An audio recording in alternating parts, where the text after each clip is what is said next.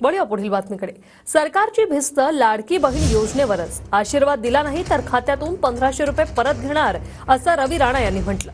तर घड्याळ, धनुष्यबाण आणि कमळासमोरचं बटन दाबा, योजना बंद पडणार नाहीत असं वक्तव्य अजित पवारांनी केलंय। सरकारने देण्याचं सुरू केलं।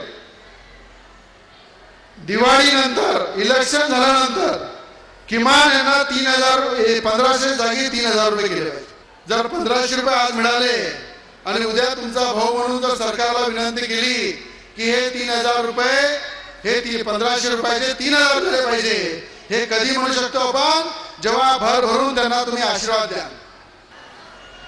ज्यांनी आशीर्वाद दिला नाही तर मी तुमचा भाऊ आहे, ते 1500 रुपये खात्यातून वापस घेऊन घेईन।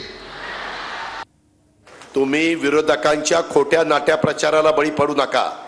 संविधान बदलणार अशा प्रकारचा नॅरेटिव्ह हा विरोधकांनी सेट केला।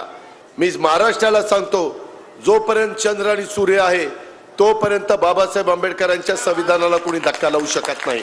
तुम्ही जर घड्याळाचं, तुम्ही जर धनुष्यबाणाचं, तुम्ही जर कमळाचं हे उमेदवारांची बटणं दाबली तर ह्या योजना पुढे 5 वर्ष कायमच्या त्या ठिकाणी चालू राहणार आहेत।